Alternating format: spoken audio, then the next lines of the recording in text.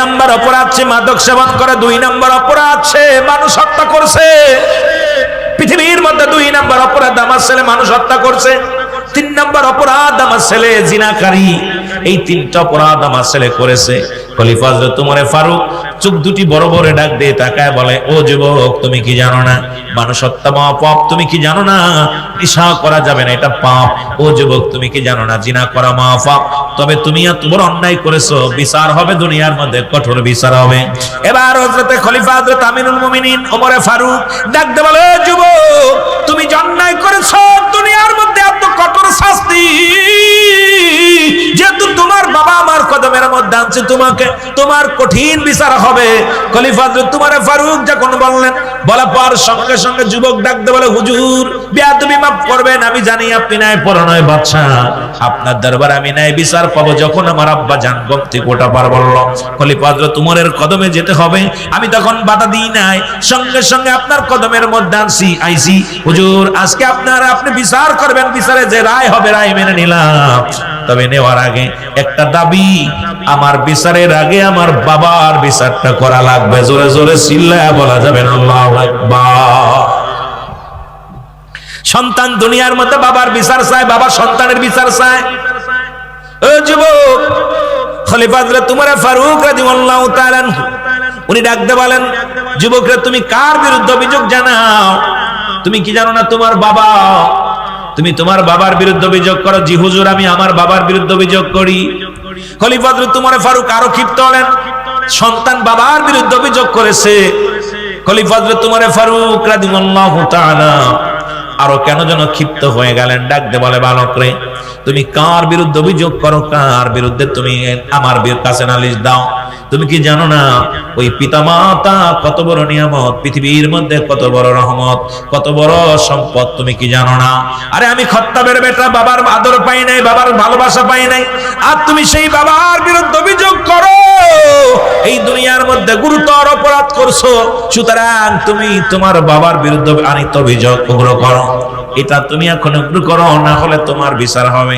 এবার যুবক ডাকতে বলে, হুজুর, আমি যা বলছি সত্য বলেছি, কারণ আপনার কদমের মধ্যে ন্যায় বিচার পাবো, কারণ আমি জানি আপনি ন্যায় পরায়ণ বাদশা, এই জন্য আপনার কাছে আমার বাবার বিরুদ্ধে অভিযোগ করলাম। কয়, কি অপরাধ? বলে, হুজুর, আমি যে পাপ করেছি, এই পাপের শাস্তি কি আপনি আমারে জানায়া দেন? কয়, বাবা, 1 নাম্বার তুমি জিনা করেছো, জিনার শাস্তি পৃথিবীর মধ্যে যদি কোনো যুবক, পৃথিবীর মধ্যে যদি কোনো যুবক জিনা করে, যুবক দিলের কান্না লাগা শোনো, আমার মা বোনেরা শোনো, যদি পৃথিবীর মধ্যে যদি কোনো যুবক, কোনো যুবতী, যদি অবিবাহিত নারী, অবিবাহিত পুরুষ যদি জিনা করে, অবিবাহিত নারী, অবিবাহিত পুরুষ যদি জিনা করে, শাস্ত্রের বিধান হলো দুনিয়ার মধ্যে 100 ডোরা তার গায়ের মধ্যে মারতে হবে। যতক্ষণ পর্যন্ত এই 100 ডোরার মধ্যে যদি এতে মারা যায়, মারা গেলে তারে গোসল করাবে, গোসল করে তারে কি পরাবে? কাফন করাবে, কাফন পরে তারে দাফন করবে, দাফন করার পর বাকি বেতের আঘাতগুলো কবর উপরে মারতে হবে। এটা ইসলামের বিধান, কোরআনের বিধান। যুবক, আজকে সমাজের মধ্যে বিচার নাই, এইগুলো হলো ইসলামের বিধান। আর যদি কোনো বিবাহিত নারী, বিবাহিত পুরুষ যদি জিনা করে, পৃথিবীর মধ্যে যদি কোনো বিবাহিত নারী, বিবাহিত পুরুষ যদি জিনা করে, ইসলামের বিধান হলো পৃথিবীর মধ্যে মুসলমান তাকে সর্বপ্রথম নাভি পর্যন্ত, এই বুক পর্যন্ত মাটি নিচেই পড়তে হবে, এরপরে তাকে কঙ্কাল নিক্ষেপ করতে হবে। যতক্ষণ পর্যন্ত মৃত্যুবরণ না করে, ততক্ষণ পর্যন্ত পাথর কঙ্কাল ছুঁড়ে মারতে হবে। মৃত্যুবরণ নিশ্চিত হয়ে গেছে, আমার দেশে অসংখ্য মানুষ এই জিনায় লিপ্ত হয়, অসংখ্য মানুষ মাদকে লিপ্ত হয়, অসংখ্য মানুষ খারাপ কাজে লিপ্ত হয়েছে। যুবক বন্ধুরা শুনে নাও, এবার যদি কোনো বিবাহিত নারী যদি জিনা করে, যতক্ষণ পর্যন্ত নারী বা পুরুষ জিনা করছে, ও প্রমাণ আছে মানুষের, মুসলমান, এই মানুষটার বিচার হবে। যতক্ষণ পর্যন্ত মৃত্যুবরণ না করে, ততক্ষণ পর্যন্ত তার গায়ে কঙ্কাল ছুঁড়ে মারতে হবে, তাকে মৃত্যু না ঘটা পর্যন্ত মারা বন্ধ হবে না। নিশ্চিত যখন মারা গেছে শুনবেন, তখন সঙ্গে সঙ্গে তাকে খুশি উত্তোলন, মাটি থেকে উত্তোলন করবেন। উত্তোলন করে কোনো বিবাহিত নারী কাফন পাবে না, বিবাহিত পুরুষ কোনো দাফন পাবে না, কাফন পাবে না, জানাজা পাবে না। পৃথিবীর পৃথিবীর মধ্যে একে দিবালয়ে কুকুর শিয়াল দিয়ে তার লাশটা খাওয়ায় দিতে হবে, পৃথিবীর মধ্যে কোনো গোরস্থানে শোয়ানো যাবে না। এই বিচারটা যদি আপনার হবিগঞ্জ মাধবপুরের জমিনে একটা বিচার যদি হতো, আমার বিশ্বাস এই দুনিয়া একজনের বউ নিয়ে আর একজন টানাটানি করতো না, একজনের বিবির কাছে আর একজন যেত না। কারণ আজকে আমার দেশে বিচার নাই, আমার দেশে বিচার নাই, কোরআন আছে। কোরআন যদিও আছে, কোরআনের আইন নাই। এই জন্য কোরআনের হাফেজদেরকে বলবো এই আইনগুলো আমাদেরকে চালু করার জন্য। আমরা সুন্নি জামাত আজকে আপনাদেরকে উচ্চ আওয়াজে বলতে চাই যে দেশে সচরাচর আজকে মাদ্রাসা দুহাই দিয়া বলৎকার করা হয় সারা বাংলাদেশে, কিন্তু সুন্নি আকীদার যত মাদ্রাসা আছে সুন্নি জামাতের মধ্যে এই কলঙ্ক নাই। এই জন্য আমি আপনাদেরকে বলি সুন্নি জামাত যত মাদ্রাসা আছে এই মাদ্রাসায় তালবেন আপনার সন্তানটাকে দেন, দেখবেন জিনার বিরুদ্ধে এদের কণ্ঠ আওয়াজ বাইর হবে, ব্যভিচারের বিরুদ্ধে এদের আওয়াজ হবে। সুতরাং ইসলামের সঠিক বিধান মেনে এরা ইসলামের বিধানগুলো মেনে চলবে, কোরআনের আইন চালু থাকবে, হাদিসের আইন চালু থাকবে, শান্তি দেশের মধ্যে সমাজের মধ্যে শান্তি আসবে। জোরে জোরে চিল্লায়া বলা যাবে না মারহাবা। আওয়াজ নাই। আপনারা কোন দলের মানুষ জানি না, যদি কোনো অবিবাহিত পুরুষ বা মহিলা যদি জিনা করে, অবিবাহিত, এরা কাফন পাবে, দাফন পাবে, জানাজাও পাবে, শুধু অবিবাহিত হওয়ার কারণে। কিন্তু 100 ডুরা তাদের গায়ে মারতে হবে। তা এইভাবে সোয়াইলে চলবে না। আর যে দেশে ওয়াজ করতেছি এ দেশের মানুষ জিনা কইরা জেলখানায় গেলে তাদের ফুলের মালা দিয়া বাইর করা হয়। এ দেশে কিসের ওয়াজ করব? ইসলামের ওয়াজ যে করব বড় কষ্ট হয়। ইসলামের আইন, কোরআনের আইন মেনে আমরা যদি আলোচনা করতে যাই, আমার দেশের অসংখ্য ওলামায়ে কেরাম ধরা পড়ে যাবে। জোরে বলেন ঠিক কিনা?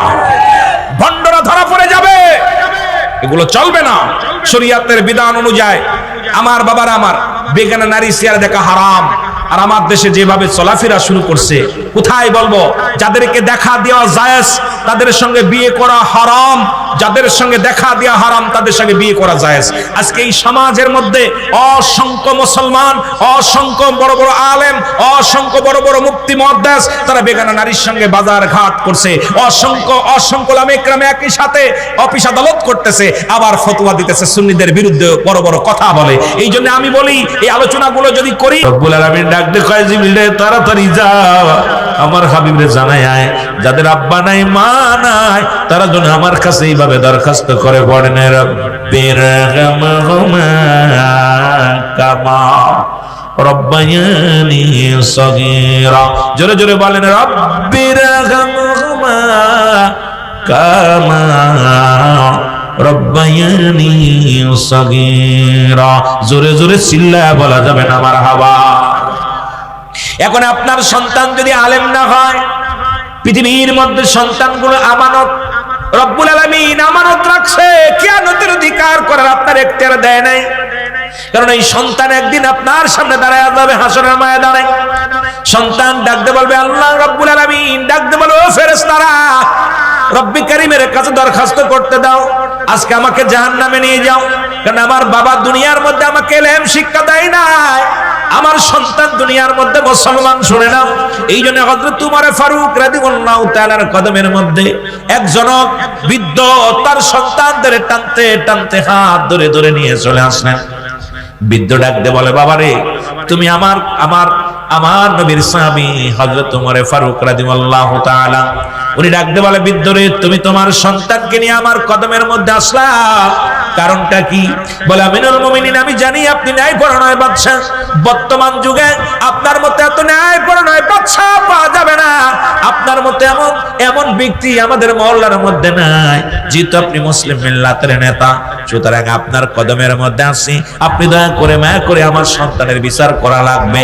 সন্তানকে ধরে আনতে বাবায় বাবায় বিচার চাই সন্তানের। হযরত আমিরুল মুমিনিন ওমর ফারুক ডাকতে বলে, ও বৃদ্ধা, তুমি তোমার ছেলের জন্য তোমার ছেলের বিচার চাও, তুমি কেমন বাবা গো? ডাকতে বলে, হুজুর আমি আমার সন্তানকে অনেক বুঝাইছি, অনেক চিন্তা করেছি, কারণ আমার সন্তান কোনো বুঝ মানে না, আমার সন্তান কারোর ভয় পায় না। সুতরাং আমি আপনার কদমের মধ্যে আনছি, আজকে আমার সন্তানের বিচার করা লাগবে, এই জন্য আমি আপনার কদমের মধ্যে আনছি। খলিফা হযরত আমিনুল মুমিনিন হযরত উমর ফারুক ডাকতে বলে, ও বৃদ্ধা, কি অন্যায় করেছে তোমার ছেলে? আল্লাহু আকবার বলেন। তোমার ছেলে এমন অন্যায় করেছে যাকে আমার কদমের মধ্যে আনছো বিচারের জন্য। বলে আমিনুল মুমিনিন, 3 তিনটা বিপদ, সবচেয়ে তিনটা অপরাধ করেছে আমার ছেলে, যার বিচার দুনিয়ার মধ্যে করা লাগবে। বলে কি বিচার? এক নাম্বার বিচার, আমার ছেলে দুনিয়ার মধ্যে মদ্যপান করে, মাদক সেবন করে। খলিফা হযরত ওমর ফারুক রাগান্বিত হয়ে গেলেন। আজকে যে আমার যুবকেরা যারা আছো গো, যারা গার্জিয়ান আছো, একটু দিলের কান্ডা লাগায় শুনে নাও। খলিফা হযরত ওমর ফারুকের চোখ দুটি বড় লাল হয়ে গেল। ডাক দিয়ে বলে, বিদ্যা, তোমার সন্তান মাদক সেবন করে, তুমি এটা সম্পূর্ণ যুবক, এগুলো সম্পূর্ণ মুসলমান করা যাবে না, মাদক সেবন করা যাবে না।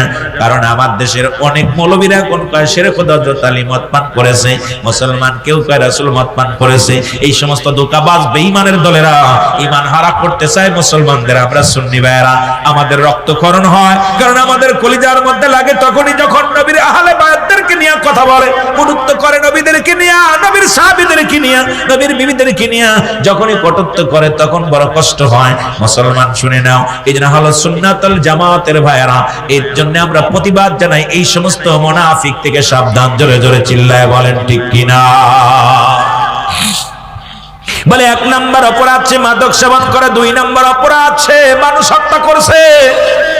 পৃথিবীর মধ্যে দুই নাম্বার অপরাধ আমার ছেলে মানুষ হত্যা করছে। তিন নাম্বার অপরাধ আমার ছেলে জিনাকারী। এই তিনটা অপরাধ আমার ছেলে করেছে। খলিফা হযরত ওমর ফারুক চোখ দুটি বড় বড় ডাক দিয়ে তাকায় বলে, ও যুবক, তুমি কি জানো না মানুষ হত্যা মহাপাপ? তুমি কি জানো না নেশা করা যাবে না, এটা পাপ? ও যুবক, তুমি কি জানো না জিনা করা মহাপাপ? তবে তুমি এত বড় অন্যায় করেছো, বিচার হবে দুনিয়ার মধ্যে, কঠোর বিচার হবে। এবার হযরতে খলিফা হযরত আমিরুল মুমিনিন ওমর ফারুক ডাক দিয়ে বলে, যুবক, তুমি যে অন্যায় করেছো দুনিয়ার মধ্যে এত কঠোর শাস্তি, যেহেতু তোমার বাবা আমার কদমের মধ্যে আনছে, তোমাকে তোমার কঠিন বিচার হবে। খলিফা হযরত ওমর ফারুক যখন বললেন, বলার পর সঙ্গে সঙ্গে যুবক ডাক দিয়ে বলে, হুজুর, বেয়াদবি মাফ করবেন, আমি জানি আপনি ন্যায় পরায়ণ বাদশা, আপনার দরবারে আমি ন্যায় বিচার পাবো। যখন আমার আব্বা জান ঘুম থেকে ওঠা পার বলল খলিফা হযরত ওমরের কদমে যেতে হবে, আমি তখন বাধা দিই নাই, সঙ্গে সঙ্গে আপনার কদমের মধ্যে আইছি। হুজুর, আজকে আপনি বিচার করবেন, বিচারে যে রায় হবে রায় মেনে নিলাম। তবে নেওয়ার আগে একটা দাবি, আমার বিচারের আগে আমার বাবার বিচারটা করা লাগবে। জোরে জোরে চিল্লায়া বলা যাবে না আল্লাহু আকবার। সন্তান দুনিয়ার মধ্যে বাবার বিচার চায়, বাবা সন্তানের বিচার চায়। ও যুবক, খলিফা হযরত ওমর ফারুক রাদিয়াল্লাহু তাআলা আনহু উনি ডাক দিয়ে বলেন, যুবকরা, তুমি কার বিরুদ্ধে অভিযোগ জানাও? তুমি কি জানো না তোমার বাবা, তুমি তোমার বাবার বিরুদ্ধে অভিযোগ করো? জি হুজুর, আমি আমার বাবার বিরুদ্ধে অভিযোগ করি। খলিফা হযরত ওমর ফারুক আরো ক্ষিপ্ত হলেন, সন্তান বাবার বিরুদ্ধে অভিযোগ করেছে। খলিফা হযরত ওমর ফারুক রাদিয়াল্লাহু তাআলা আরো কেন যেন ক্ষিপ্ত হয়ে গেলেন। ডাক দিয়ে বলে, বালক রে, তুমি কার বিরুদ্ধে অভিযোগ করো? কার বিরুদ্ধে? তুমি আমার কাছে নালিশ দাও। তুমি কি জানো না ওই পিতামাতা কত বড় নিয়ামত, পৃথিবীর মধ্যে কত বড় রহমত, কত বড় সম্পদ? তুমি কি জানো না? আরে আমি খত্তাবের বেটা, বাবার আদর পাই নাই, বাবার ভালোবাসা পাই নাই, আর তুমি সেই বাবার বিরুদ্ধে অভিযোগ করো? এই দুনিয়ার মধ্যে গুরুতর অপরাধ করছো, সুতরাং তুমি তোমার বাবার বিরুদ্ধে আনিত অভিযোগ উগ্র করো। এটা তুমি এখন উগ্র করো, না হলে তোমার বিচার হবে। এবার যুবক ডাক দিয়ে বলে, হুজুর, আমি যা বলছি সত্য বলেছি, কারণ আপনার কদমের মধ্যে ন্যায় বিচার পাবো, কারণ আমি জানি আপনি ন্যায় পরায়ণ বাদশা, এই জন্য আপনার কাছে আমার বাবার বিরুদ্ধে অভিযোগ করলাম। কয়, কি অপরাধ? বলে, হুজুর, আমি যে পাপ করেছি এই পাপের শাস্তি কি আপনি আমারে জানায়া দেন। কয়, বাবা, এক নাম্বার তুমি জিনা করেছো, জিনার শাস্তি পৃথিবীর মধ্যে যদি কোনো যুবক, পৃথিবীর মধ্যে যদি কোনো যুবক জিনা করে, যুবক দিলের কান্ডা লাগা শোনো, আমার মা বোনেরা শোনো, যদি পৃথিবীর মধ্যে যদি কোনো যুবক, কোনো যুবতী, যদি অবিবাহিত নারী, অবিবাহিত পুরুষ যদি জিনা করে, অবিবাহিত নারী, অবিবাহিত পুরুষ যদি জিনা করে, শাস্তির বিধান হলো দুনিয়ার মধ্যে 100 ডোরা তার গায়ের মধ্যে মারতে হবে। যতক্ষণ পর্যন্ত এই 100 ডোরার মধ্যে যদি এতে মারা যায়, মারা গেলে তারে গোসল করাবে, গোসল করে আর তারে কি করাবে? কাফন করাবে, কাফন করে আর তারে দাফন করবে, দাফন করার পর বাকি বেতের আঘাতগুলো কবর উপরে মারতে হবে। এটা ইসলামের বিধান, কোরআনের বিধান। এ যুবক, আজকে সমাজের মধ্যে বিচার নাই, এইগুলো করে ইসলামের বিধান। আর যদি কোনো বিবাহিত নারী বিবাহিত পুরুষ যদি জিনা করে, পৃথিবীর মধ্যে যদি কোনো বিবাহিত নারী বিবাহিত পুরুষ যদি জিনা করে, ইসলামের বিধান হলো পৃথিবীর মধ্যে মুসলমান তাকে সর্বপ্রথম নাভি পর্যন্ত, এই বুক পর্যন্ত মাটি নিচেই পড়তে হবে, এরপরে তাকে কঙ্কাল নিক্ষেপ করতে হবে। যতক্ষণ পর্যন্ত মৃত্যুবরণ না করে ততক্ষণ পর্যন্ত পাথর কঙ্কাল ছুঁড়ে মারতে হবে। মৃত্যুবরণ নিশ্চিত হয়ে গেছে। আমার দেশে অসংখ্য মানুষ এই জিনায় লিপ্ত হয়, অসংখ্য মানুষ মাদকে লিপ্ত হয়, অসংখ্য মানুষ খারাপ কাজে লিপ্ত হয়েছে। যুবক বন্ধুরা শুনে নাও, এবার যদি কোনো বিবাহিত নারী যদি জিনা করে, যতক্ষণ পর্যন্ত নারী বা পুরুষ জিনা করছে, ও প্রমাণ আছে মানুষের মুসলমান, এই মানুষটার বিচার হবে। যতক্ষণ পর্যন্ত মৃত্যুবরণ না করে ততক্ষণ পর্যন্ত তার গায়ে কঙ্কাল ছুঁড়ে মারতে হবে। তাকে মৃত্যু না ঘটা পর্যন্ত মারা বন্ধ হবে না। নিশ্চিত যখন মারা গেছে শুনবেন, তখন সঙ্গে সঙ্গে তাকে খুশি উত্তোলন, মাটি থেকে উত্তোলন করবেন। উত্তোলন করে কোনো বিবাহিত নারী কাফন পাবে না, বিবাহিত পুরুষ কোনো দাফন পাবে না, কাফন পাবে না, জানাজা পাবে না। পৃথিবীর মধ্যে একে দিবালয়ে কুকুর শিয়াল দিয়ে তার লাশটা খাওয়াই দিতে হবে। পৃথিবীর মধ্যে কোনো গোরস্থানে শোয়ানো যাবে না। এই বিচারটা যদি আপনার হবিগঞ্জ মাধবপুরের জমিনে একটা বিচার যদি হতো, আমার বিশ্বাস এই দুনিয়া একজনের বউ নিয়ে আর একজন টানাটানি করতো না, একজনের বিবির কাছে আর একজন যেত না। কারণ আজকে আমার দেশে বিচার নাই, আমার দেশে বিচার নাই। কোরআন আছে, কোরআন যদিও আছে, কোরআনের আইন নাই। এই জন্য কোরআনের হাফেজদেরকে বলবো এই আইনগুলো আমাদেরকে চালু করার জন্য। আমরা সুন্নি জামাত আজকে আপনাদেরকে উচ্চ আওয়াজে বলতে চাই যে দেশে সচরাচর আজকে মাদ্রাসা দুহাই দিয়া বলৎকার করা হয় সারা বাংলাদেশে, কিন্তু সুন্নি আকীদার যত মাদ্রাসা আছে সুন্নি জামাতের মধ্যে এই কলঙ্ক নাই। এই জন্য আমি আপনাদেরকে বলি, সুন্নি জামাত যত মাদ্রাসা আছে, এই মাদ্রাসায় তালবেল আপনার সন্তানটাকে দেন, দেখবেন জিনার বিরুদ্ধে এদের কণ্ঠ আওয়াজ বাইর হবে, ব্যভিচারের বিরুদ্ধে এদের আওয়াজ হবে। সুতরাং ইসলামের সঠিক বিধান মেনে এরা ইসলামের বিধানগুলো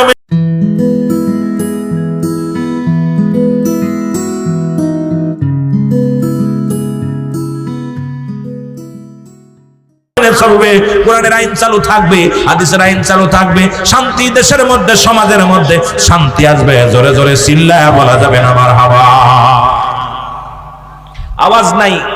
আপনারা কোন দলের মানুষ জানি না, যদি কোনো অবিবাহিত পুরুষ বা মহিলা যদি জিনা করে, অবিবাহিত, এরা কাফন পাবে, দাফন পাবে, জানাজাও পাবে, শুধু অবিবাহিত হওয়ার কারণে। কিন্তু 100 ডুরা তাদের গায়ে মারতে হবে। তা এইভাবে সোয়াইলে চলবে না। আর যে দেশে ওয়াজ করতেছি, এ দেশের মানুষ জিনা কইরা জেলখানায় গেলে তাদের ফুলের মালা দিয়া বাইর করা হয়। এ দেশে কিসের ওয়াজ করব? ইসলামের ওয়াজ যে করব বড় কষ্ট হয়। ইসলামের আইন, কোরআনের আইন মেনে আমরা যদি আলোচনা করতে যাই, আমার দেশের অসংখ্য উলামায়ে কেরাম ধরা পড়ে যাবে। জোরে বলেন ঠিক কি না? ভণ্ডরা ধরা পড়ে যাবে। এগুলো চলবে না। শরীয়তের বিধান অনুযায়ী আমার বাবারা, আমার বেগানা নারী চেয়ার দেখা হারাম। আর আমার দেশে যেভাবে চলাফেরা শুরু করছে, কোথায় বলবো, যাদেরকে দেখা দেওয়া জায়েজ তাদের সঙ্গে বিয়ে করা হারাম, যাদের সঙ্গে দেখা দেওয়া হারাম তাদের সঙ্গে বিয়ে করা জায়েজ। আজকে এই সমাজের মধ্যে অসংখ্য মুসলমান, অসংখ্য বড় বড় আলেম, অসংখ্য বড় বড় মুফতি মুহাদ্দিস তারা বেগানা নারীর সঙ্গে বাজার ঘাট করছে। অসংখ্য উলামায়ে কেরাম একই সাথে অফিস আদালত করতেছে, আবার ফতোয়া দিতেছে, সুন্নিদের বিরুদ্ধে বড় বড় কথা বলে। এই জন্য আমি বলি, এই আলোচনাগুলো যদি করি, আমারও বাংলাদেশে অনেক আলেমরা এর মধ্যে আছে যারা ধরা পড়ে যায়। এই জন্য আমি আপনাদেরকে বলবো, আমরা আলেমরা যদি সংশোধিত না হই, আমরা যদি ইসলামের আইন না মানি, অন্যকে কেমনে বুঝাইবো, অন্য কেমনে বুঝ মানবে? জোরে বলেন ঠিক কিনা? আর একটু জোরে বলেন ঠিক কিনা? আমার ভাইরা, এবার বিবাহিত কোন পুরুষ, অসংখ্য নারী পুরুষ স্বামী থাকতো অন্য পুরুষের কাছে যাচ্ছে, অনেক হুজুরের কাছেও যায়, অনেক হুজুরের কাছেও যাচ্ছে হুজুরের কাছে রহমত নেওয়ার জন্য। আমি কই ভণ্ড প্রতারক, এই ইসলামের মধ্যে ধোঁকাবাজির কোন স্থান নাই, মুনাফিকদের কোন স্থান নাচিল কোন সৃষ্টিময় রাসূল তোমারই কারণে বিশাল ভুবনে আমার আল্লাহ জির পরিচয় লা ইলাহা কেন অবস্থা গো লা ইলাহা ইল্লাল্লাহ লা ইলাহা ইল্লাল্লাহ মুহাম্মদ আওয়ালা কেরদনকু মূল আমার নবীজি সৃষ্টির মূল ওই নবীজির কদম ধর ওই নবীজির কদম ধর কলবে মৌলার জিকির কর লা ইলাহা জবান খোলে লা ইলাহা লা ইলাহা মুহাম্মাদুর রাসূলুল্লাহ সাল্লাল্লাহু আলাইহি ওয়াসাল্লাম। সবাই তেসমে জাতের জিকির করেন আল্লাহ আল্লাহ। ফ্যান কই ফ্যান কই মাইক আলাবা একটু অল্প সাউন্ড বাড়াই দিন। আল্লাহ আল্লাহ আল্লাহ আল্লাহ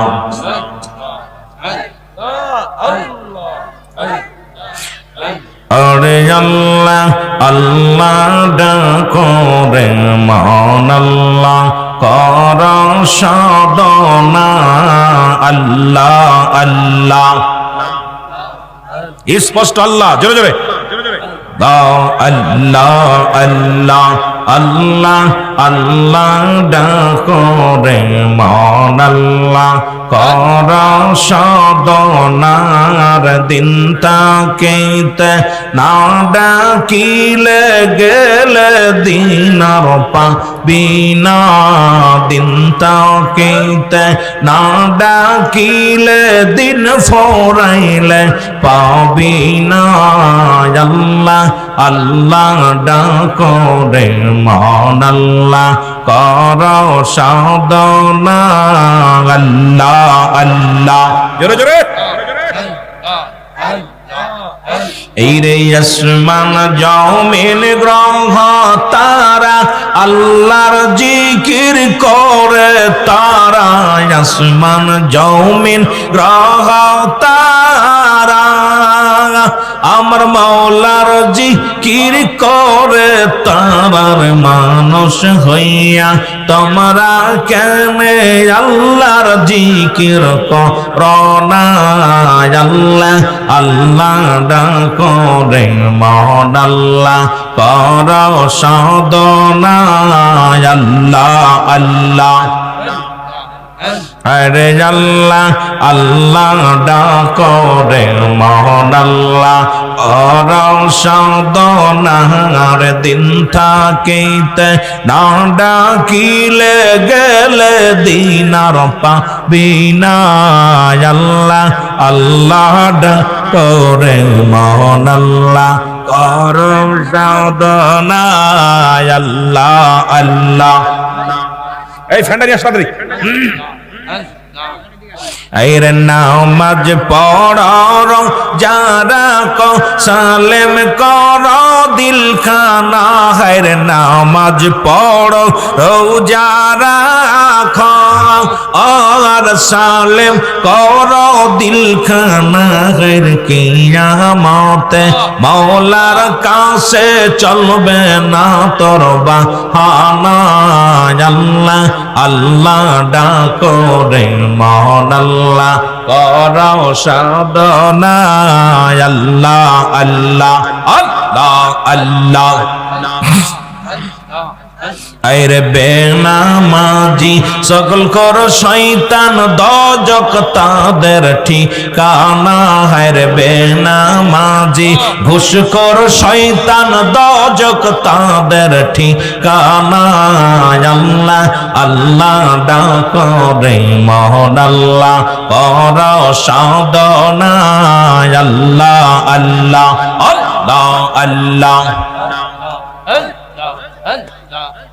তোমরা নবীর নামে হইয়া যাও কুরবান বিশ্বের মুসলমান নবীর নামে হইয়া যাও কুরবান তোমরা নবীর প্রেমে দিয়া দাও মোর জান বিশ্বের মুসলমান নবীর প্রেমে দিয়া দাও মোর জান আল্লাহ আল্লাহ এই রে আওয়ালে আখের নবী আর জাহে রে বাতিন নবীর নবী লাগবে কবর মাঝার হায় হায় নবী লাগবে হাশরের ময়দান বিশ্বের মুসলমান তোমরা নবীর নামে হইয়া যাও কুরবান তোমরা নবীর প্রেমে হইয়া যাও কুরবান বিশ্বের মুসলমান নবীর নামে হইয়া যাও কুরবান আল্লাহ আল্লাহ দৌরাতে আসিয়া হাবিবি কানসে মাতির ধরাতে আসিয়া হাবিবার কানসে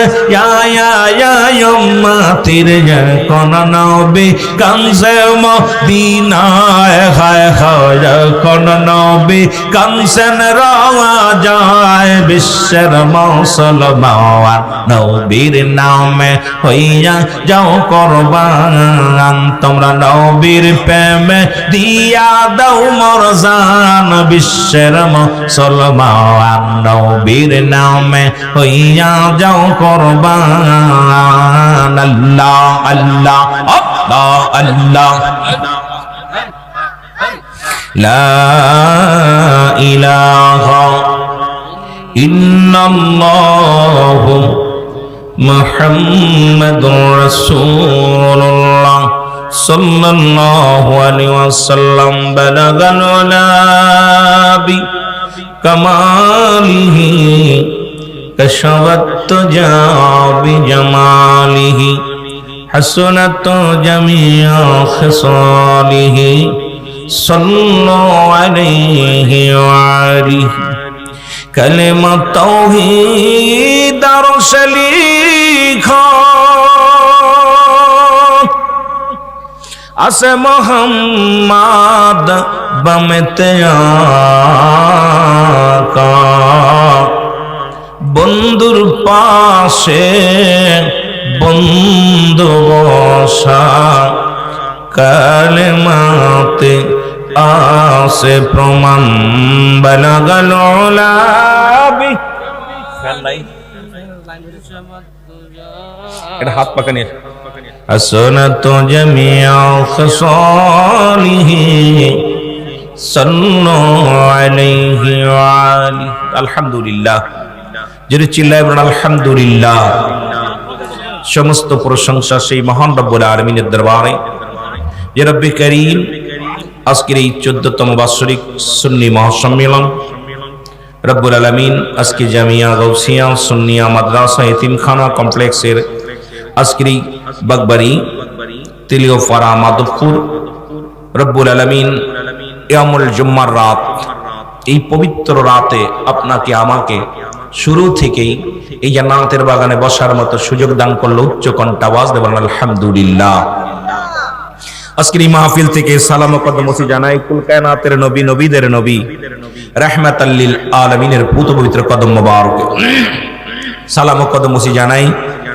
বাংলাদেশের অসংখ্য হক্কানি ওলি আল্লাহদের কদম মোবারকে যেহেতু যাদের কথা আল্লাহ পাক কোরআনুল কারীমের মধ্যে সূরা ইউনূসের মধ্যে 11 নম্বর পড়া 62 নম্বর আয়াত আল্লাহ নিজেই ঘোষণা করেন লা শাবদান ইন্নানি চালা ইন্নাউদাল্লাহি আল্লাহর তরফ থেকে যারা ওলি হয় লা নাই খাউফুন শব্দের অর্থ ভয় পরে যদি অবস্থান করে হুমাদের উপরে জানুন তাদের কোনো চিন্তা নাই ভাবনা নাই মিরকাত শরীফ মিরকাতের 10ম খণ্ড 722 নম্বর পৃষ্ঠা তাফসীরুল মান 5ম খণ্ড 524 নম্বর পৃষ্ঠা রাসূল পাক সাল্লাল্লাহু আলাইহি সাল্লাম বয়ান করেন লা শাবদান ইন্নানি চালা ইন্নাউদাল্লাহি আল্লাহর তরফ থেকে যারা ওলি হয় লা ইয়ামুত তাদের মৃত্যু নাই অসংখ্য আল্লাহর ওলি জমিনের মধ্যে শুয়ে আছেন প্রত্যেকের পুত পবিত্র কদম মোবারকে জানাই সালাম সালাম জানাই আজকের মাহফিলের সম্মানিত সভাপতি জনাব মোহাম্মদ পারভেজ হোসেন চৌধুরী সাহেব জনাব মোহাম্মদ বলু মিয়া সাহেব আজকের মাহফিলের সভারত্ন যিনি জনাব হযরত মাওলানা শরীফুল ইসলাম আজিজ আল কাদরি সাহেব সহ আজকে যারা সহসভাপতি আছেন যারা প্রধান অতিথি হিসেবে আছেন ওলামায়ে দিগার ওলামায়ে ইকরাম এখানে অনেকের নাম আছে সকলকে জানাই মোবারকবাদ ও সালাম আসসালামু আলাইকুম ওয়া রাহমাতুল্লাহি ওয়া বারাকাতুহু এই বেটা তোমার ফ্যান আনতে আনতে আমার জীবন শেষ আমি ঘেমে গেলে আমার গলাটা ভেঙে যাবে তোরা তাড়াতাড়ি নিয়ে ফ্যানটা নিয়ে আসতে বলছি বিশেষ করে যেটা বলতেছিলাম আজকের মাহফিলে ওলামা ইকরাম, অসংখ্য ওলামা ইকরাম, রব্বে কারীম আজকে কারি মাওলানা মিজানুর রহমান আজিজি আল কাদরি সাহেবের বাসভবনে তারি মাদ্রাসার বাৎসরিক মাহফিলে অসংখ্য ওলামা ইকরামের নাম পোস্টারে আছে এবং অসংখ্য ওলামা ইকরাম আজকের এই মাহফিলে হাজিরা আল্লাহ দান করেছেন। জোরে বলুন আমিন, আরো জোরে চিল্লায় বলুন আমিন। বিশেষ করে আমি গুনাহগার, আমি নালায়েক, রব্বুল আলামিন দুই চারটি কথা বলার সুযোগ যেন আপনাদের মাঝে সুযোগ দান করেছে। রব্বুল আলামিন যেন সুন্দর ভাষায় আপনাদেরকে দুইটা চারটা কথা যেন শোনাইতে পারি, আল্লাহ যেন সেই তৌফিক দান করে। সকলে বলুন আমিন। মুহাব্বতের সঙ্গে দুরূদ শরীফ পড়েন আল্লাহুম্মা। আমি আমার অফিসের গেলে গেছে তো অবস্থা খারাপ, গলা ভাঙা শুরু হয়েছে। ওয়ালা আলী সাইয়্যিদিনা محمد اللهم صل على سيدنا مولانا محمد على سيدنا مولانا এ দুনিয়ার মুসলমান,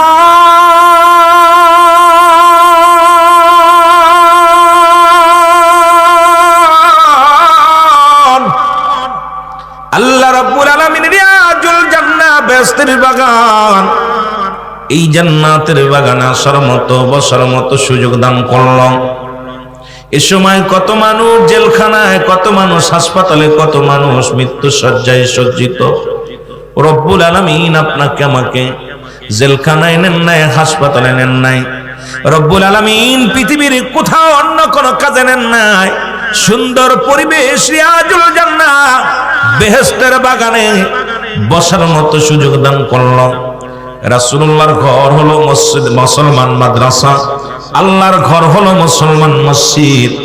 আর রিয়াজুল জান্নাহ বেহেশতীদের বাগান হলো রিয়াজুল জান্নাহ বেহেশতের বাগান। এই আজিমুস শান রিয়াজুল জান্নাহ বেহেশতের বাগান জোরে জোরে চিল্লায় বলা যাবে না মারহাবা।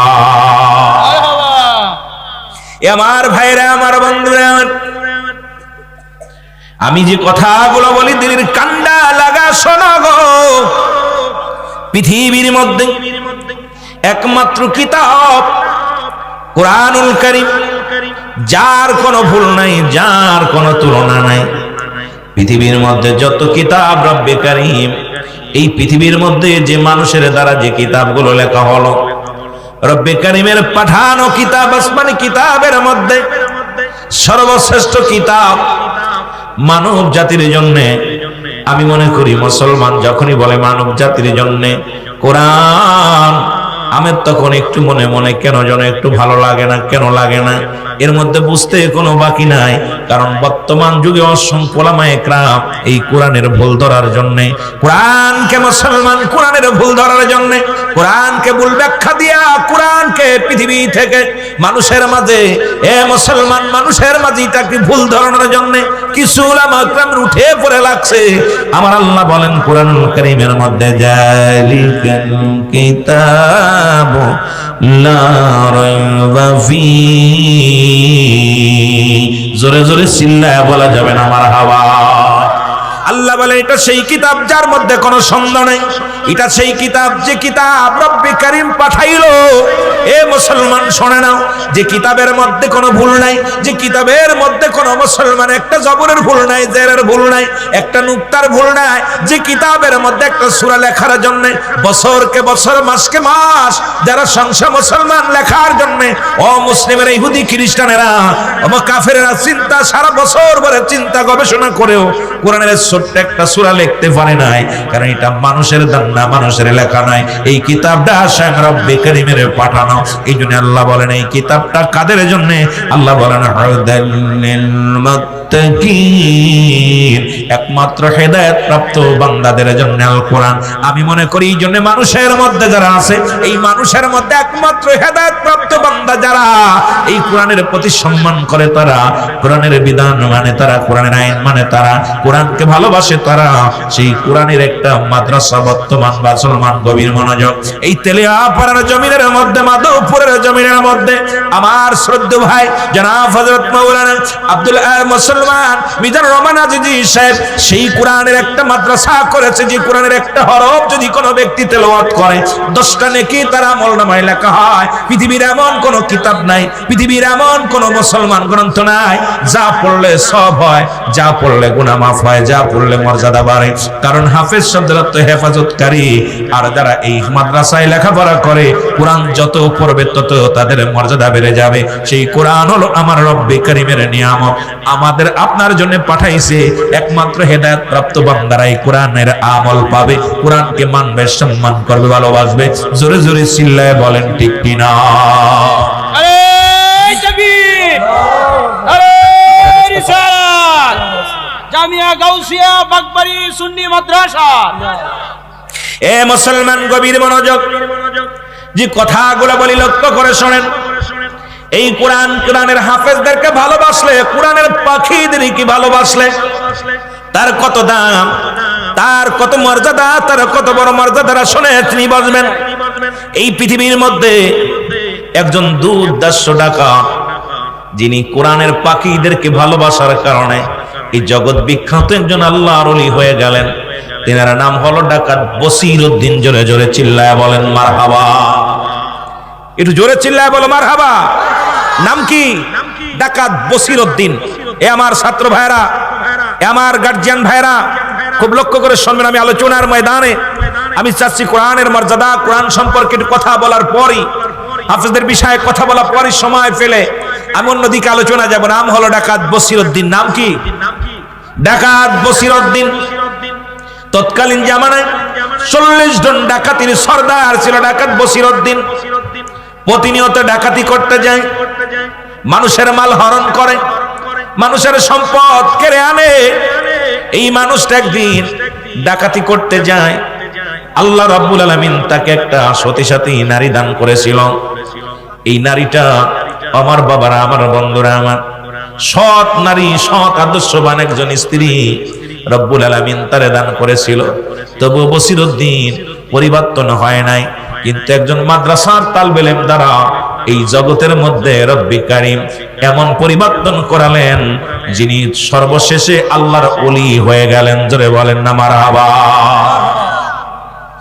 ডাকাত বসির উদ্দিন ডাকাতি করার জন্য রওনা দিলেন। এবার 40 জনের ক্যাপ্টেন, 40 জনের কমান্ডার হলো ডাকাত বসির উদ্দিন। উনি যখন যাইতেছিল হঠাৎ একটা কান্নার আওয়াজ তার কানে এসে লাগলো।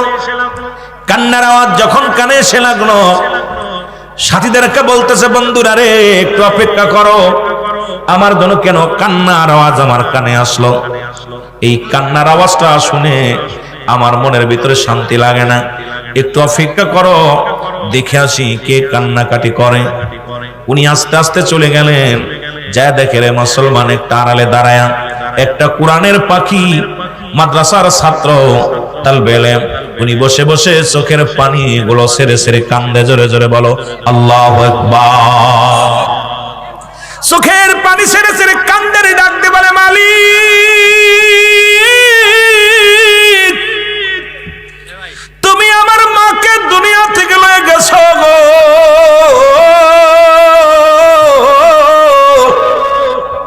তুমি আমার বাবাকে নিয়ে গেছো গো।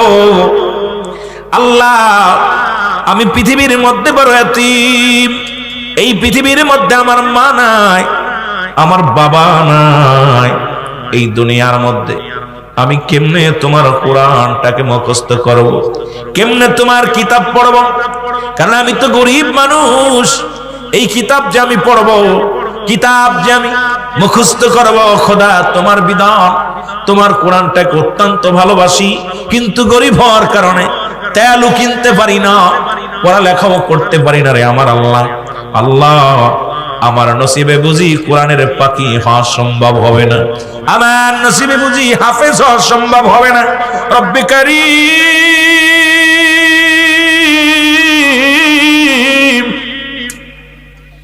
এই পৃথিবীর শ্রেষ্ঠ কিতাব, শ্রেষ্ঠ গ্রন্থ যদি আমি মুখস্থ না করতে পারি গো, আমার জীবনে বিফলে যাবে। চোখের পানিগুলো ফেলায় ফেলায় কাঁদতেছি। ডাকাত বসিরউদ্দিন আস্তে আস্তে তার কাছে গেলেন, যা ডাক দে বলে, বাবা, ও বাবা, তুমি কেন কান্দো? বলে, হুজুর, তোমার কাছে বললে কি লাভ হবে? তুমি আমার কি কোন উপকারে করতে পারবা? ডাক দে বলে, বাজান রে, তুমি চোখের পানি মুছে বলো কি হয়েছে, আমি জানতে চাই তুমি এত কাঁদছো কেন? বলে, ভাই, আমি কাঁদছি ওই যে দেখেন একটা মাদ্রাসা দেখা যায়, ওই মাদ্রাসায় আমি লেখাপড়া করি। আমার অন্যান্য বন্ধুরা সবাই সবক পড়তেছে, রাত্রে রাত জেগে জেগে কোরআনুল কারীম মুখস্থ করে, কোরআনের বাণীগুলো, তার আয়াতগুলো পড়ে। আজকে আমার মা, আমার বাবা দুনিয়া থেকে বিদায় হয়ে গেছে, আমি বড় এতিম, আমার মা নাই, আমার বাবা নাই। কেমনে আমি এই জন্য কাঁদতেছি, আমার বাবা মা না থাকার কারণে ওই রাতের অন্ধকারে আমি পড়তে পারি না, সবক দিতে পারি না, কারণ আমি কোরআন পড়বো, আমার বাতি ধরানোর মতো আমার কাছে তেল নাই। সুতরাং এই কারণে আমি পড়তেও পারি না, চোখের পানি ছেড়ে কান্দে। ডাকাত বসিরউদ্দিন বলে, বাবা, কি হয়েছে, তুমি আমারে বুঝায় বলো। বলে, হুজুর, ওই মাদ্রাসার ছাত্র আমি, কিন্তু আমার আব্বা মা মরে গেছে, মৃত্যুবরণ করছে। এই কারণে আমিও এই মাদ্রাসায় ভর্তি করেছিলাম আমার আব্বা মা, কিন্তু এখন তেল খরচ, এই খরচ পাতি দিতে পারে না, এই জন্য আমি তেলও কিনতে পারি না, রাত্রে কোরআনও পড়তে পারি না। সকালবেলা সবক দেব কেমনে? কারণ কোরআনকে আমি এত ভালোবাসি, কোরআন এত মধু লাগে যে কোরআনটা পড়ার জন্য আমার মনটা বড় ছটফট করে। জোরে বলো আল্লাহু আকবার। ও মুসলমান কি সাথে নিয়ে যাও কোরআন খানি, বলো ও মুসলমান দাঁড়াও দেখি, সাথে নিয়ে যাও কোরআন খানি। ঘোর বিপদে অন্ধকারে, ঘোর বিপদে অন্ধকারে, কোরআনই হবে তোমার আলোর বাতি। ও মুসলমান দাঁড়াও দেখি, সাথে নিয়ে যাও কোরআন খানি। আল্লাহুম্মা, এটা আনতে আমার জীবন শেষ। এই ফ্যানটা দেওয়ার মতো পরিবেশ নাই, আর আমি একটু করতে করতে জীবন শেষ হয়ে গেল, আপনি একটু একটু করতেছেন। ওয়ালা আলি সাইয়্যিদিনা, আরো জোরে বলেন আল্লাহুম্মা সাল্লি।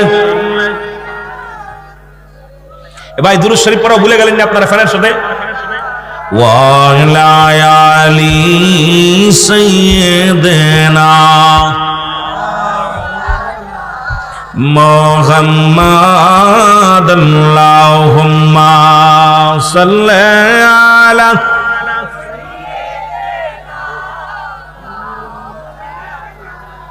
ওয়ালা আলি সাইয়্যিদিনা। ও রে মদিনাবাসী, ও ভাই, তোরা কত বড় ভাগ্যবান, তোমাদের মাঝে আগমন করছেন দুজাহানের পয়গম্বর। আল্লাহুম্মা, অলরেডি নাকে নাকে কথা শিখেছে, নাকে নাকে। ওয়ালা আলি সাইয়্যিদিনা। এ দুনিয়ার মুসলমান,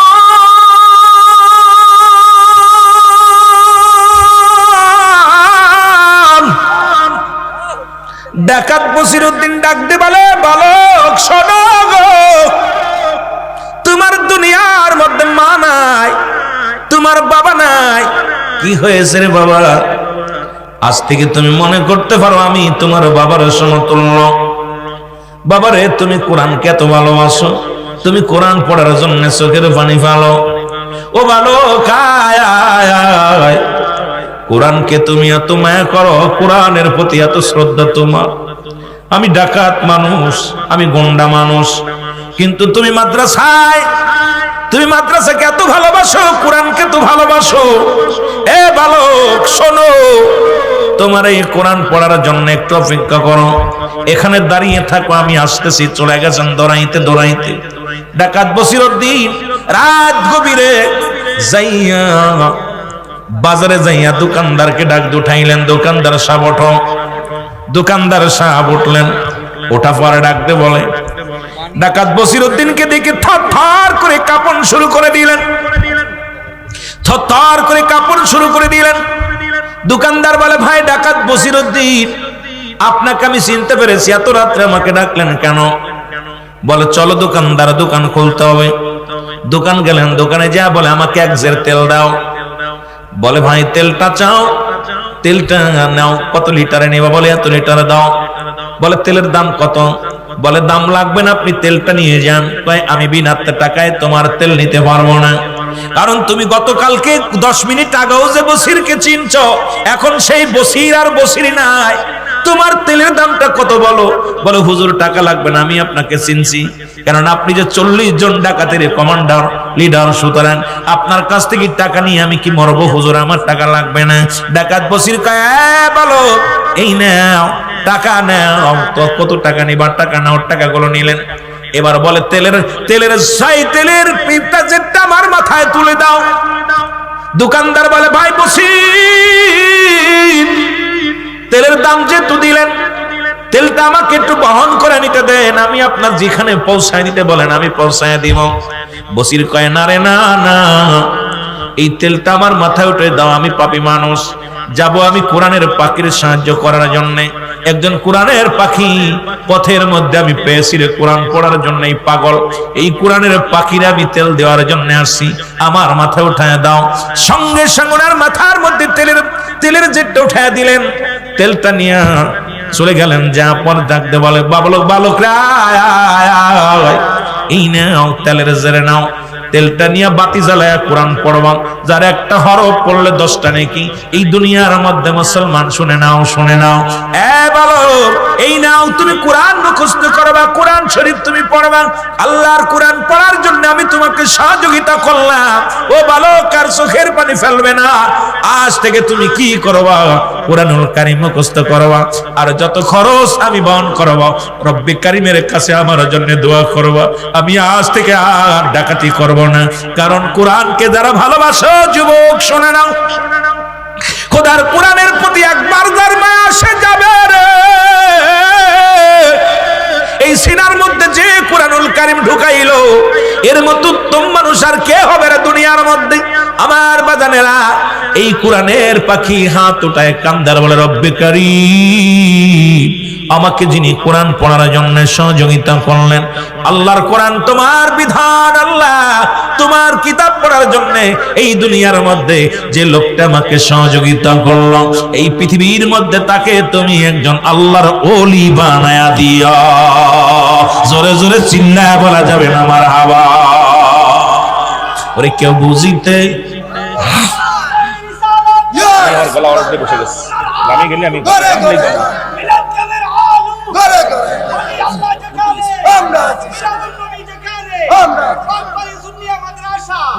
ওরে কেউ বুঝিতে পারে না রে আমার আল্লাহ তাআলার খেলা।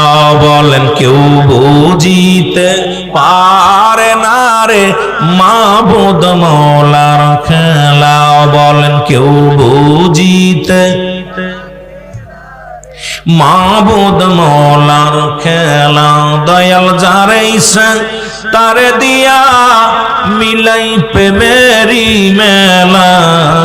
কেউ বুঝিতে পারে না রে আমার আল্লাহ তাআলার খেলা।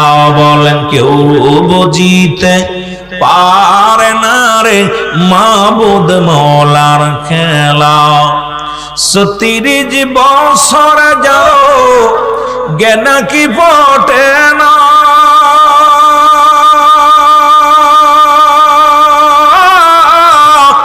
সেই মাসের কালের আবার পাই যে 16 আনা রে দয়াল, পাই যে 16 আনা। দয়াল যারে ইচ্ছা তারে দিয়া মিলাই প্রেমেরি মেলা, কেউ বুঝিতে পারে না রে আমার আল্লাহ তাআলার খেলা। বলেন কেউ বুঝিতে পারে না রে আমার মাবুদ মওলার খেলা। আর জোর করিয়া বুঝতে গেলে তার ঘটে মরণ জ্বালা, কেউ বুঝিতে পারে না রে মাবুদ মওলার খেলা। আল্লাহুম্মা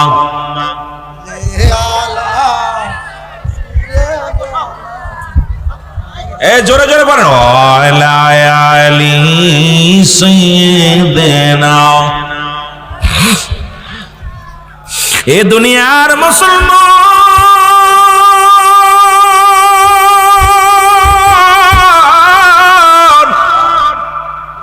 ডাকাত বসিরউদ্দিন বাড়িতে চইলা গেছে রে। বন্ধুরা কয়, বন্ধুরা ডাকতে বলে হুজুর ও আমাদের নেতা কমান্ডার আজকে ডাকাতি করতে যাবেন না? কয় না, তোমরা যাও। একজন কোরআনের পাখির সঙ্গে দেখা হওয়ার পরে আমার পরিবর্তন হয়ে গেছে আমার ইমানের। সুতরাং প্রতিজ্ঞা করেছি জীবনে আর কোনোদিন ডাকাতি করব না, জীবন আর কারণ মাল হরণ করব না। বন্ধুরা রে তোমরা যাও যাও যাও, আমি যাব না। এবার উনি বাড়িতে চলে গেলেন। বাড়িতে যা দেখে বিবি দুটি হাত উঠে দোয়া করে রব্বে কারিমের দরবারে ডাকতে বলে, মাবুদ পৃথিবীর মধ্যে আমি স্ত্রী হইয়া তোমার দরবারে ফরিয়াদ করি, আল্লাহ তুমি আমার স্বামীকে হেদায়েত দান করো। আল্লাহ আমার স্বামীকে তুমি ঈমান দাও, আমার স্বামী যেন দুনিয়ার অন্যায় কাজ ছেড়ে দিয়া তোমার গোলাম হয়ে যায়, আল্লাহ তোমার পাগল হয়ে যায়। ঘরের মধ্যে দরজায় যখন টাচ করে আওয়াজ দিছে, আল্লাহ সঙ্গে সঙ্গে ও যুবক সঙ্গে সঙ্গে এবার স্ত্রী ঘরের দরজা খুলে দিয়ে বলে, স্বামীরা আপনি কেন ফিরে আসলেন? আজকে ডাকাতি করতে যান নাই? বলে না রে বিবি না, কারণ আমি আর জীবনে কোনোদিন ডাকাতি করব না। প্রতিজ্ঞা করেছি আর জীবনে মানুষকে কষ্ট দিব না, আর জীবনে কোনোদিন কারণ মাল হরণ করব না। কারণ একজন কোরআনের পাখি আমারে পরিবর্তন করে দিছে। ছোট্ট একটা বালক, সে কোরআনের জন্য এত পাগল, কোরআন পড়ার জন্য এত পাগল, আর আমি এই দুনিয়ার মধ্যে কোরআন বুঝলাম না, কোরআনের প্রতি সম্মান করলাম না। সুতরাং আমি পাগল হইয়া দুনিয়ার মধ্যে ঘোরাঘুরি বের করলাম। কদিন আর দুনিয়ার মধ্যে বাঁচব রে বিবি? আমি প্রতিজ্ঞা করলাম আর জীবনে কোনদিন আর ডাকাতি করব না। জোরে জোরে চিল্লায়া বলা যাবে না আল্লাহু আকবার। বিবি সকাল হয়ে গেল, সকাল বেলা আল্লাহর ওলি, ও মুসলমান শোনা নাও শোনা নাও, আল্লাহর ওলির দরবারে নিয়ে গেলেন কুতুবউদ্দিন বখতিয়ার কাকির দরবারে। তৎকালীন জামানার মধ্যে আল্লাহর একজন জগৎ বিখ্যাত আল্লাহর ওলি ছিলেন কুতুবউদ্দিন বখতিয়ার কাকির দরবারে।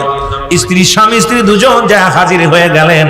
হাজির হয়ে ডাকতে বলো, হুজুর আপনি আমাকে বায়াত করেন, আপনি আমাকে একটু কালেমা পড়ায় দেন। কালেমা পড়ায়, আশহাদু আল্লা ইলাহা ইল্লাল্লাহু, আমার সাথে পড়েন, আশহাদু আল্লা ইলাহা ইল্লাল্লাহু ওয়াহদাহু লা শারীকা লাহু আশহাদু আন্না মুহাম্মাদান আবদুহু ওয়া রাসূলুহু লা ইলাহা ইল্লাল্লাহু মুহাম্মাদুর রাসূলুল্লাহ সাল্লাল্লাহু আলাইহি ওয়াসাল্লাম। এর বখতিয়ার মুসলমান শুনে না, কুতুবউদ্দিন বখতিয়ার কাকির দরবারে যখন বায়াত গ্রহণ করলো গো,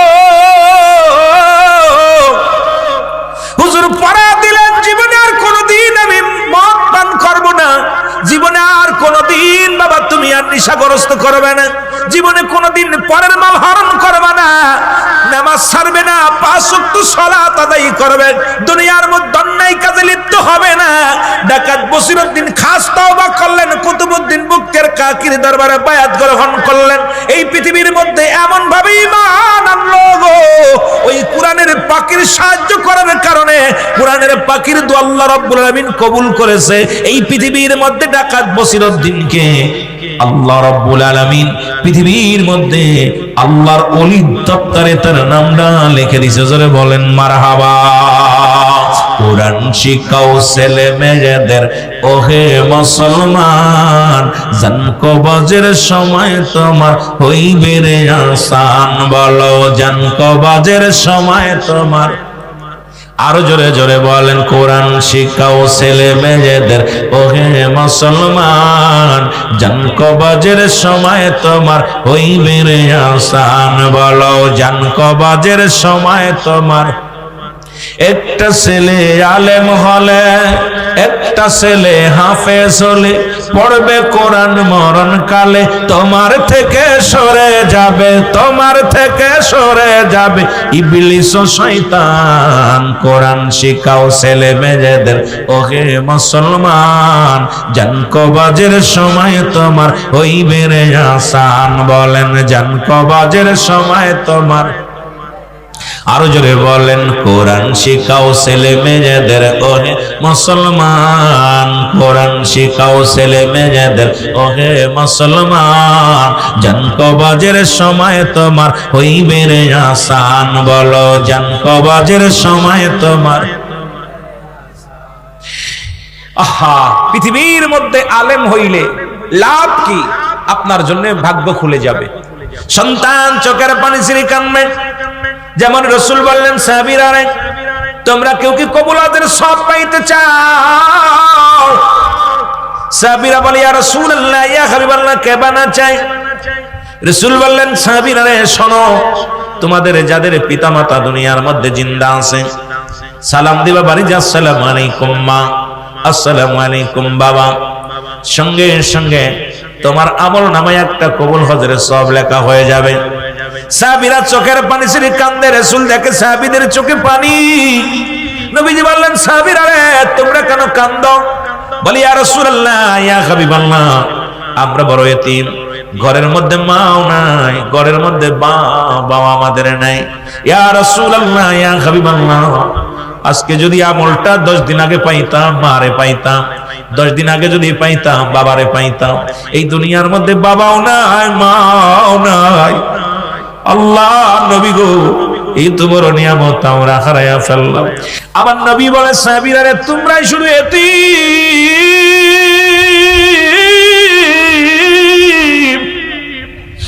আমি নবী, আমার মাও নাই, আমি নবী, আমার বাবাও নাই, আমিও দুনিয়ার মধ্যে বড় এতিম। রব্বুল আলামিন ডাক দে কয়, জিবরিল রে, তাড়াতাড়ি যাও, আমার হাবিবরে জানায় আয়, যাদের আব্বা নাই মা নাই তারা যেন আমার কাছে এইভাবে দরখাস্ত করে পড়েন, রব্বির রহমহুমা কামা রব্বায়ানি সগীরা।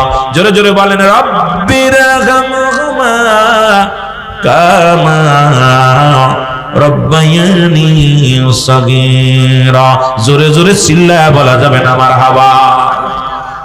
এখন আপনার সন্তান যদি আলেম না হয়, পৃথিবীর মধ্যে সন্তানগুলো আমানত, রব্বুল আলামিন আমানত রাখছে, কিয়ামতের অধিকার করার আপনার এখতিয়ার দেয় নাই। কারণ এই সন্তান একদিন আপনার সামনে দাঁড়ায় যাবে হাসরের ময়দানে। সন্তান ডাকতে বলবে আল্লাহ রব্বুল আলামিন, ডাকতে বলবে ও ফেরেশতারা, রব্বি কারীমের কাছে দরখাস্ত করতে দাও, আজকে আমাকে জাহান্নামে নিয়ে যাও। কারণ আমার বাবা দুনিয়ার মধ্যে আমাকে ইলম শিক্ষা দেয় নাই, আমার সন্তান দুনিয়ার মধ্যে মুসলমান। শুনে নাও, এই জন্য হযরত উমর ফারুক রাদিয়াল্লাহু তাআলার কদমের মধ্যে এক জনক বৃদ্ধ তার সন্তানদের টানতে টানতে হাত ধরে ধরে নিয়ে চলে আসলেন। বৃদ্ধ ডাকতে বলে, বাবারে, তুমি আমার আমার আমার নবীর সাহাবী হযরত উমর ফারুক রাদিয়াল্লাহু তাআলা। উনি ডাকতে বলে, বৃদ্ধ রে, তুমি তোমার সন্তানকে নিয়ে আমার কদমের মধ্যে আসলা, কারণটা কি? বলে আমিনুল মুমিনিন, আমি জানি আপনি ন্যায়পরায়ণ বাদশা। বর্তমান যুগে আপনার মতো এত ন্যায়পরায়ণ বাদশা পাওয়া যাবে না। আপনার মতো এমন ব্যক্তি আমাদের মহল্লার মধ্যে নাই। যেহেতু আপনি মুসলিম মিল্লাতের নেতা, সুতরাং আপনার কদমের মধ্যে আছি। আপনি দয়া করে মায়া করে আমার সন্তানের বিচার করা লাগবে। সন্তানকে ধরে আনতে বাবায় বিচার চাই সন্তানের। হযরত আমিরুল মুমিনিন ওমরে ফারুক ডাকতে বলে, ও বৃদ্ধা, তুমি তোমার ছেলের জন্য তোমার ছেলের বিচার চাও? তুমি কেমন বাবা গো? ডাকতে বলে, হুজুর, আমি আমার সন্তানকে অনেক বুঝাইছি, অনেক চিন্তা করেছি, কারণ আমার সন্তান কোনো বুঝ মানে না, আমার সন্তান কারোর ভয় পায় না। সুতরাং আমি আপনার কদমের মধ্যে আনছি, আজকে আমার সন্তানের বিচার করা লাগবে, এই জন্য আমি আপনার কদমের মধ্যে আনছি। খলিফা হযরত আমিনুল মুমিনিন হযরত উমর ফারুক ডাকতে বলে, ও বৃদ্ধা, কি অন্যায় করেছে তোমার ছেলে? আল্লাহু আকবার বলেন। তোমার ছেলে এমন অন্যায় করেছে যাকে আমার কদমের মধ্যে আনছো বিচারের জন্য। বলে আমিনুল মুমিনিন, তিনটা বিপদ, সবচেয়ে তিনটা অপরাধ করেছে আমার ছেলে, যার বিচার দুনিয়ার মধ্যে করা লাগবে। বলে কি বিচার? এক নাম্বার বিচার, আমার ছেলে দুনিয়ার মধ্যে মদ্যপান করে, মাদক সেবন করে। খলিফা হযরত উমর ফারুক রাগান্বিত হয়ে গেলেন। আজকে আমার যুবকেরা যারা আছো গো, যারা গার্জিয়ান আছো, একটু দিলের কান্ডা লাগায় শুনে নাও। খলিফা হযরত উমর ফারুকের চোখ দুটি বড় লাল হয়ে গেল। ডাকতে বলে, বিদ্যা, তোমার সন্তান মাদক সেবন করে, তুমি এটা সম্পূর্ণ যুবক, এগুলো সম্পূর্ণ মুসলমান করা যাবে না, মাদক সেবন করা যাবে না। কারণ আমার দেশের অনেক মৌলবীরা কোন কয় শেরে খোদা হযরত আলী মদ পান করেছে, মুসলমান কেউ কয় রাসূল মদ পান করেছে। এই সমস্ত ধোঁকাবাজ বেঈমানের দলেরা ঈমান হারা করতে চায় মুসলমানদের। আমরা সুন্নি ভাইয়েরা, আমাদের রক্তক্ষরণ হয়, কারণ আমাদের কলিজার মধ্যে লাগে তখনই যখন নবীর আহলে বায়াতদেরকে নিয়ে কথা বলে, কটূক্ত করে নবীদেরকে নিয়ে, নবীর সাহাবীদেরকে নিয়ে, নবীর বিবিদেরকে নিয়ে যখনই কটূক্ত করে তখন বড় কষ্ট হয়। মুসলমান শুনে নাও, এই জন্য হলো সুন্নাতুল জামাতের ভাইয়েরা, এর জন্য আমরা প্রতিবাদ জানাই, এই সমস্ত মুনাফিক থেকে সাবধান। জোরে জোরে চিল্লায় বলেন ঠিক কিনা? বলে এক নাম্বার অপরাধ সে মাদক সেবন করে, দুই নাম্বার অপরাধ সে মানুষ হত্যা করছে। পৃথিবীর মধ্যে দুই নাম্বার অপরাধ আমার ছেলে মানুষ হত্যা করছে। তিন নাম্বার অপরাধ আমার ছেলে জিনাকারী। এই তিনটা অপরাধ আমার ছেলে করেছে।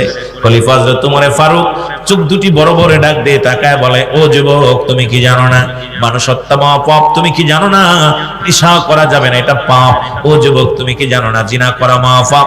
তবে তুমি এত বড় অন্যায় করেছো, বিচার হবে দুনিয়ার মধ্যে, কঠোর বিচার হবে। এবার হযরতে খলিফা হযরত আমিনুল মুমিনিন ওমর ফারুক ডাক দিয়ে বলে, ও যুবক, তুমি যে অন্যায় করেছো, দুনিয়ার মধ্যে এত কঠোর শাস্তি, যেহেতু তোমার বাবা আমার কদমের মধ্যে আনছে, তোমাকে তোমার কঠিন বিচার হবে।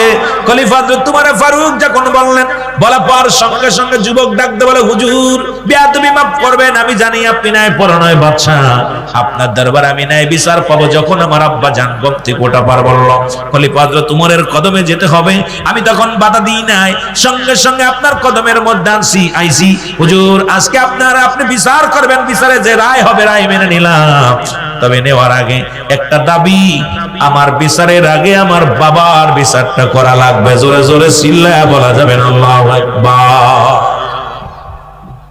সন্তান দুনিয়ার মধ্যে বাবার বিচার চায়, বাবা সন্তানের বিচার চায়। ও যুবক, খলিফা হযরত উমর ফারুক রাদিয়াল্লাহু তাআলা উনি ডাকতে বলেন, যুবকরা, তুমি কার বিরুদ্ধে অভিযোগ জানাও? তুমি কি জানো না তোমার বাবা, তুমি তোমার বাবার বিরুদ্ধে অভিযোগ করো? জি হুজুর, আমি আমার বাবার বিরুদ্ধে অভিযোগ করি। খলিফা হযরত উমর ফারুক আরো ক্ষিপ্ত হলেন, সন্তান বাবার বিরুদ্ধে অভিযোগ করেছে। খলিফা হযরত উমর ফারুক রাদিয়াল্লাহু তাআলা আরো কেন যেন ক্ষিপ্ত হয়ে গেলেন। ডাকতে বলে, বালক রে, তুমি কার বিরুদ্ধে অভিযোগ করো? কার বিরুদ্ধে? তুমি আমার কাছে নালিশ দাও। তুমি কি জানো না ওই পিতামাতা কত বড় নিয়ামত, পৃথিবীর মধ্যে কত বড় রহমত, কত বড় সম্পদ? তুমি কি জানো না? আরে আমি খত্তাবের বেটা, বাবার আদর পাই নাই, বাবার ভালোবাসা পাই নাই, আর তুমি সেই বাবার বিরুদ্ধে অভিযোগ করো? এই দুনিয়ার মধ্যে গুরুতর অপরাধ করছো, সুতরাং তুমি তোমার বাবার বিরুদ্ধে আনিত অভিযোগ উগ্র করো। এটা তুমি এখন উগ্র করো, না হলে তোমার বিচার হবে। এবার যুবক ডাকতে বলে, হুজুর আমি যা বলছি সত্য বলেছি, কারণ আপনার কদমের মধ্যে ন্যায় বিচার পাবো, কারণ আমি জানি আপনি ন্যায়পরায়ণ বাদশাহ, এই জন্য আপনার কাছে আমার বাবার বিরুদ্ধে অভিযোগ করলাম। কয় কি অপরাধ? বলে হুজুর আমি যে পাপ করেছি এই পাপের শাস্তি কি আপনি আমারে জানায়া দেন।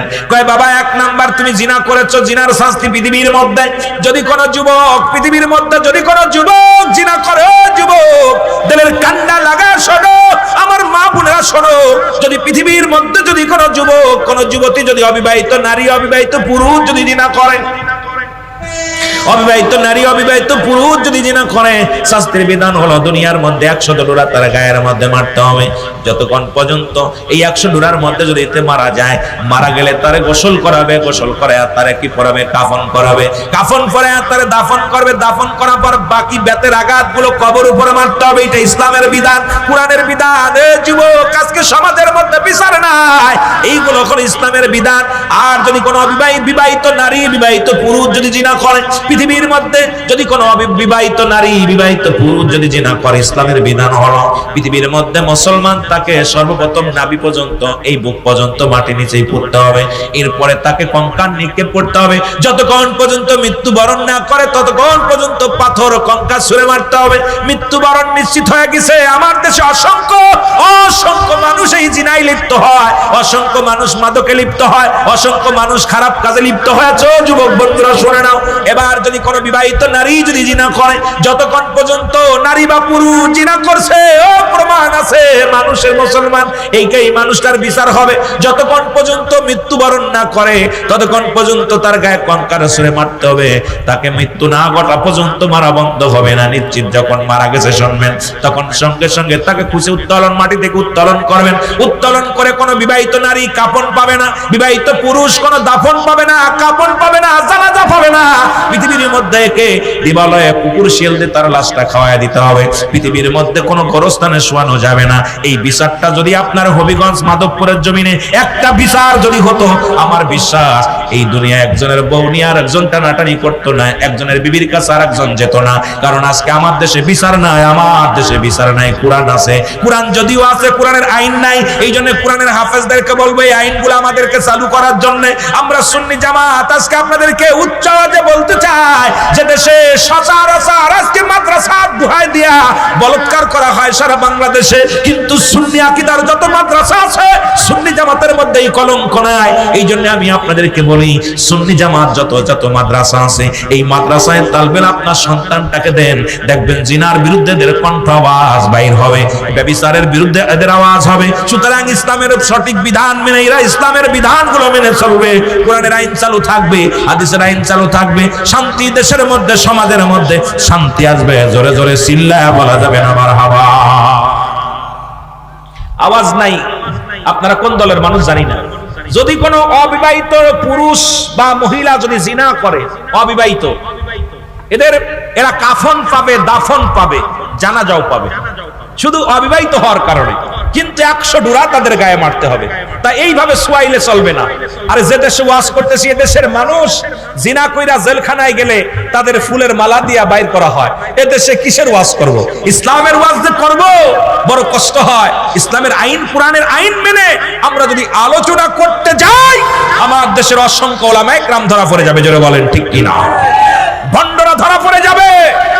এগুলো চলবে না। শরীয়তের বিধান অনুযায়ী আমার বাবার আমার বেগানা নারী চেহারা দেখা হারাম। আর আমার দেশে যেভাবে চলাফেরা শুরু করছে, কোথায় বলবো, যাদেরকে দেখা দেওয়া জায়েজ তাদের সঙ্গে বিয়ে করা হারাম, যাদের সঙ্গে দেখা দেওয়া হারাম তাদের সঙ্গে বিয়ে করা জায়েজ। আজকে এই সমাজের মধ্যে অসংখ্য মুসলমান, অসংখ্য বড় বড় আলেম, অসংখ্য বড় বড় মুফতি মুহাদ্দিস তারা বেগানা নারীর সঙ্গে বাজার ঘাট করছে। অসংখ্য ওলামায়ে কেরাম একই সাথে অফিস আদালত করতেছে, আবার ফতোয়া দিতেছে, সুন্নিদের বিরুদ্ধে বড় বড় কথা বলে। এই জন্য আমি বলি, এই আলোচনাগুলো যদি করি